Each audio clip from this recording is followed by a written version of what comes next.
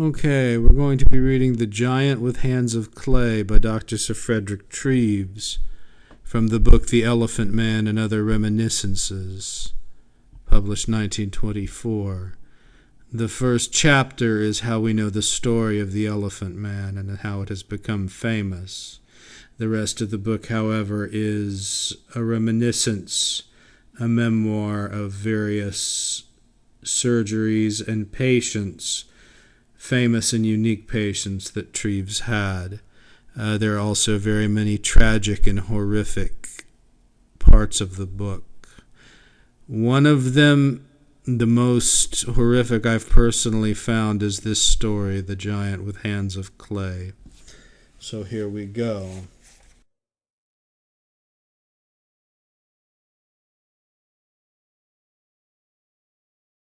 The good surgeon is born, not made. He's a complex product in any case, and often something of a prodigy.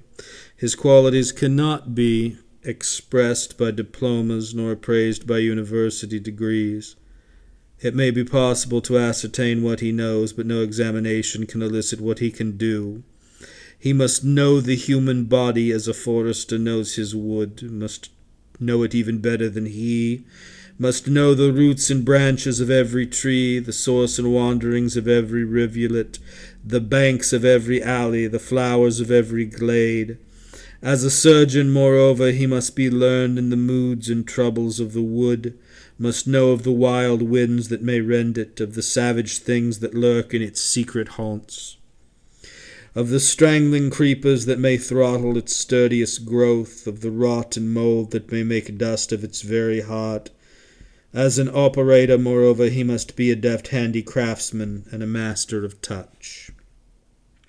He may have all these acquirements and yet be found wanting, just as a man may succeed when shooting at a target, but fall when faced by a charging lion. He may be a clever manipulator and yet be mentally clumsy. He may even be brilliant, but heaven help the poor soul who has to be operated on by a brilliant surgeon. Brilliancy is out of place in surgery. It is pleasing in the juggler who plays with knives in the air, but it causes anxiety in an operating theater. The surgeon's hands must be delicate, but they must also be strong. He needs a lace-maker's fingers and a seaman's grip. He must have courage, be quick to think and prompt to act, be sure of himself and captain of the venture he commands. The surgeon has often to fight for another's life. I conceive of him then not as a massive Hercules wrestling ponderously with death for the body of Alcestis, but as a nimble man in doublet and hose who, over a prostrate form, fights death with a rapier. These reflections were the outcome of an incident which had set me thinking of the equipment of a surgeon and what is needed to fit him for his work. The episode concerned a young medical man who had started practice in a humble country town. His student career had been meritorious and indeed distinguished. He had obtained an entrance scholarship at his medical school, had collected many laudatory certificates, had been awarded a gold medal, and had become a Fellow of the Royal College of Surgeons. His inclination was towards surgery. He considered surgery to be his métier. Although circumstances had condemned him to the drab life of a family doctor in a little town, he persisted that he was first and foremost a surgeon, and indeed on his door-plate had inverted the usual wording and had described himself as, quote, surgeon and physician, unquote. In his hospital days he had assisted at many operations, but his opportunities of acting as a principal had been few and insignificant. In a small practice, in a small town, surgical opportunities are rare. There was in the place a cottage hospital with 6 beds, but it was mostly occupied by medical cases, by patients with rheumatism or pneumonia, by patients who had to submit to the surgical indignity of being poulticed and of being treated by mere physic. Cases worthy of a Fellow of the Royal College of Surgeons were very few, and even these seldom soared in interest above an abscess or a broken leg. Just before the young doctor settled down to practice, he married. It was a very happy union. The bride was the daughter of a neighboring farmer. She had spent her life in the country, was more familiar with the ways of fowls and ducks than with the ways of the world, while a sunbonnet became her better than a Paris toque. She was as pretty as the milkmaid of a pastoral picture, with her pink and white complexion, her laughing eyes, and her rippled hair. Her chief charm was her radiant delight in the mere joy of living. The small world in which she moved was to her always in the sun, and the sun was that of summer. There was no town so pretty as her little town, and no house so perfect as, quote, the doctor's in the High Street.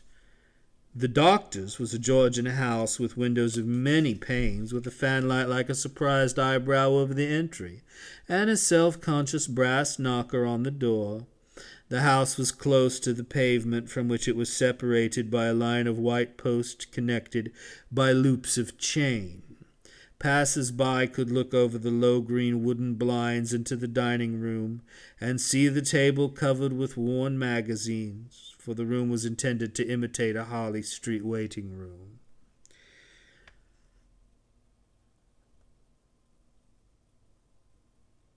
They could see also the bright things on the sideboard, the wedding present biscuit box, the gong hanging from 2 cow horns, and the cup won at some hospital sports.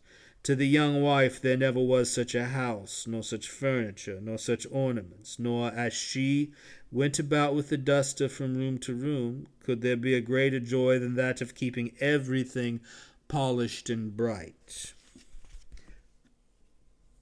Her most supreme adoration, however, was for her husband. He was so handsome, so devoted, and so amazingly clever. His learning was beyond the common grasp, and the depths of his knowledge unfathomable. When a friend came in at night to smoke a pipe, she would sit silent and open mouthed, lost in admiration of her husband's dazzling intellect. How glibly he would talk of metabolism and blood pressure, how marvelously he endowed common things with mystic significance when he discoursed upon the value in calories of a pound of steak, or upon the vitamins that enrich the common bean, or even more common cabbage. It seemed to her that behind the tiny world she knew there was a mysterious universe with which her well-beloved was as familiar as was she with the contents of her larder. She was supremely happy and content, while her husband bestowed upon her all the affections of which he was capable. He was naturally vain, but her idolatry made him vainer. She considered him wonderful, and he was beginning to think her estimate had some truth in it. She was so proud of him that she rather wearied her friends by the tale of his achievements. She pressed him to allow her to have his diploma and his more florid certificates framed and hung up in the consulting room. But he had said with chilling superiority that such things, quote, were not done, unquote, so that she could only console herself by adoring the modesty of men of genius. One day this happy, ever-busy lady was seized with appendicitis. She had had attacks in her youth, but they had passed away.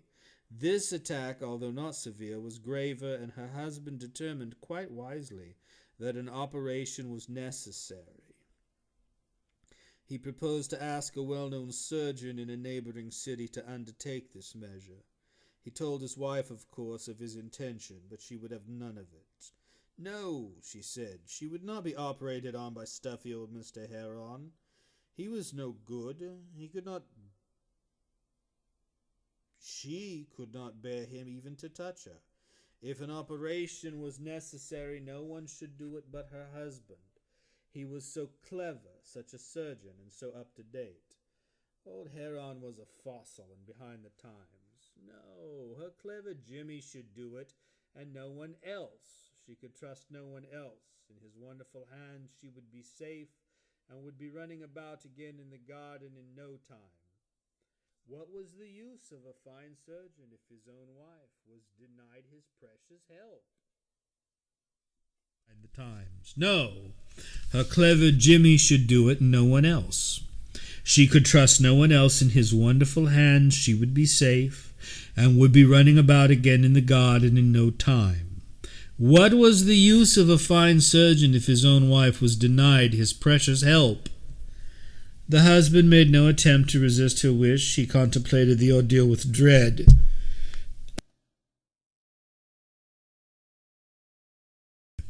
But was so influenced by her fervid flattery that he concealed from her the fact that the prospect made him faint of heart, and that he had even asked himself, "Can I go through with it?" Unquote. He told me afterwards that his miserable vanity decided him. He could not admit that he lacked either courage or competence. He saw, moreover, the prospect of making an impression. The town people would say, "Here is a surgeon so sure of himself that he carries out a grave operation on his own wife without a tremor." Then again his assistant would be his fellow practitioner in the town. How impressed he would be by the operator's skill, by his coolness, by the display of the latest type of instrument, and generally by his very advanced methods. It was true that it was the first major operation he had ever undertaken. But he no longer hesitated. He must not imperil his wife's faith in him, nor fail to realize her conception of his powers. As he said to me more than once, it was his vanity that decided him. He read up the details of the operation in every available manual he possessed. It seemed to be a simple procedure. Undoubtedly, in 9 cases out of 10, it is a simple measure. His small experience as an onlooker had been limited to the 9 cases. He had never met with the 10th. He hardly believed in it. The operation, as he had watched it at the hospital, seemed so simple. But he forgot that the work of expert hands does generally appear simple. The elaborate preparations for the operation, made with anxious fussiness and much clinking of steel, were duly completed. The lady was brought into the room appointed for the operation and placed on the table. She looked very young. Her hair, parted at the back, was arranged in 2 long plaits, one on either side of her face, as if she were a schoolgirl. She had insisted on a pink bow at the end of each plate, pleading that they were cheerful. She smiled as she saw her husband standing in the room, looking very gaunt and solemn in his operating dress, a garb of linen that made him appear half monk, half mechanic. She held her hand towards him, but he said he could not take it, as his own hand was sterilized. Her smile vanished for a moment at the rebuke, but came back again as she said, "Now don't look so serious, Jimmy. I am not the least afraid. I know that with you I am safe, and that you will make me well. But be sure you are by my side when I awake, for I want to see you as I open my eyes." Wonderful boy. The operation was commenced. The young doctor told me that as he cut with his knife into that beautiful white skin and saw the blood well up behind it, a lump rose in his throat, and he felt that he must give up the venture. His vanity, however, urged him on. His doctor friend was watching him. He must impress him with his coolness and his mastery of the position. He talked of casual things to show that he was quite at ease, but his utterances were artificial and forced. For a time all went well. He was showing off, he felt, with some effect. But when the depths of the wound were reached, a condition of things was found which puzzled him. Structures were confused and matted together, and so obscured as to be unrecognizable. He had read of nothing like this in his books. It was the 10th case. He became uneasy and indeed alarmed, as one who had lost his way. He ceased to chatter. He tried to retain his attitude of coolness and command. He must be bold, he kept saying to himself. He made blind efforts to find his course, became wild and finally reckless. Then a terrible thing happened.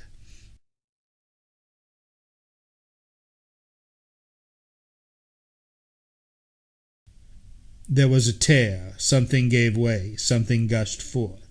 His heart seemed to stop. He thought he should faint. A cold sweat broke out upon his brow. He ceased to speak. His trembling fingers groped aimlessly in the depths of the wound. His friend asked, "What has happened?" He replied with a sickly fury, "Shut up!" He then tried to repair the damage he had done, took up instrument after instrument, and dropped them again until the patient's body was covered with soiled and discarded forceps, knives, and clamps.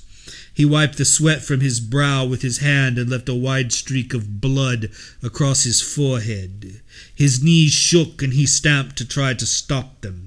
He cursed the doctor who was helping him, crying out, "For God's sake, do this," or "For God's sake, don't do that," sighed like a suffocating man, looked vacantly round the room as if for help, looked appealingly to his wife's masked face for some sign of her tender comfort, but she was more than dumb. Frenzied with despair, he told the nurse to send for Mr. Huron.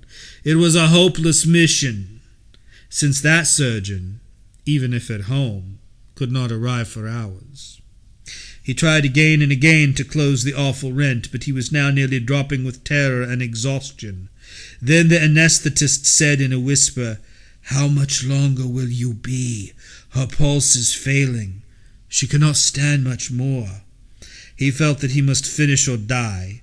He finished, in a way. He closed the wound and then sank on a stool with his face buried in his blood-stained hands, while the nurse and the doctor applied the necessary dressing. The patient was carried back to her bedroom, but he dared not follow.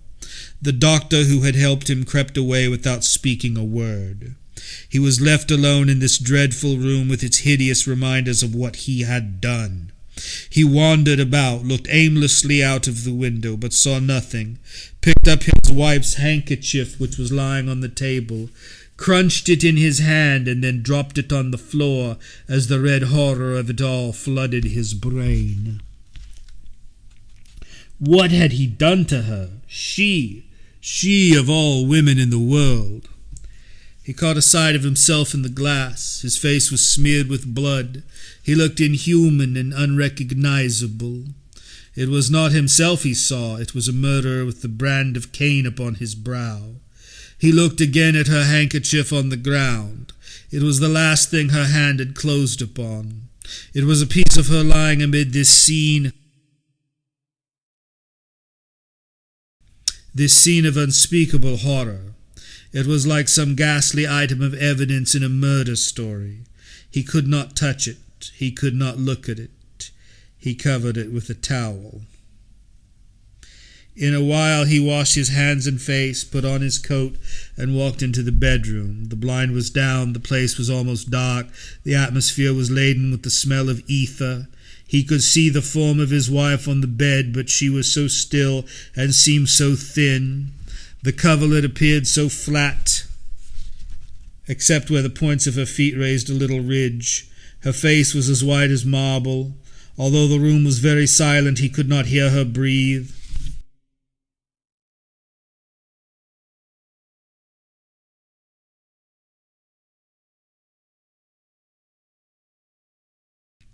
On one side of the bed stood the nurse, and on the other side the anesthetist. Both were motionless. They said nothing. Indeed, there was nothing to say. They did not even look up when he came in. He touched his wife's hand, but it was cold and he could feel no pulse.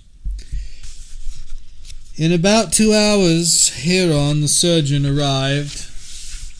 The young doctor saw him in an adjacent bedroom, gave him an incoherent, spasmodic account of the operation, laid emphasis on unsurmountable difficulties, gabbled something about an accident, tried to excuse himself, maintained that the fault was not his, but that circumstances were against him. The surgeon's examination of the patient was very brief. He went into the room alone. As he came out, he closed the door after him. The husband, numb with terror, was awaiting him in the lobby. The surgeon put his hand on the wretched man's shoulder, shook his head, and, without uttering a single word, made his way down the stairs. He nearly stumbled over a couple of shrinking, white-faced maids who had crept up the stairs in the hope of hearing something of their young mistress.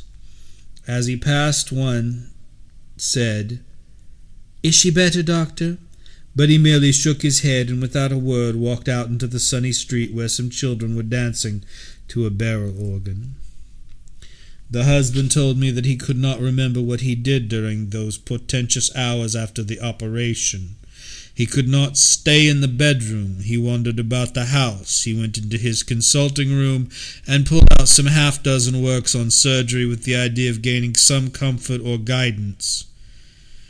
But he never saw a word on the printed page. He went into the dispensary and looked over the rows of bottles on the shelves to see if he could find anything, any drug, any elixir that would help. He crammed all sorts of medicines into his pocket and took them upstairs, but as he entered the room he forgot all about them, and when he found them in his coat a week later he wondered how they had got there. He remembered a pallid maid coming up to him and saying, "Lunch is ready, sir." He thought her mad. He told me that among the horrors that haunted him during these hours of waiting, not the least were the flippant and callous thoughts that would force themselves into his mind with fiendish brutality. There was, for example, a scent bottle on his wife's table, a present from her aunt. He found himself wondering why her aunt had given it to her, and when, what she had paid for it, and what the aunt would say when she heard her niece was dead. Worse than that, when she heard her niece was dead, worse than that, he began composing in his mind an obituary notice for the newspapers. How would he word it? Should he say beloved wife or dearly loved wife, and should he add all his medical qualifications? It was terrible. Terrible, too, was his constant longing to tell his wife of the trouble he was in and to be comforted by her. Shortly after the surgeon left, the anesthetist noted some momentary gleam of consciousness in the patient. The husband hurried in. The end had come. His wife's face was turned towards the window. The nurse lifted the blind a little so that the light fell full upon her. She opened her eyes and at once recognized her husband. She tried to move her hand towards him, but it fell listless on the sheet. A smile, radiant, grateful, adoring, illumined her face, and as he bent over her, he heard her whisper, "Wonderful boy." That was the end of The Giant with Hands of Clay by Frederick Treves, from the book The Elephant Man and Other Reminiscences, published 1924.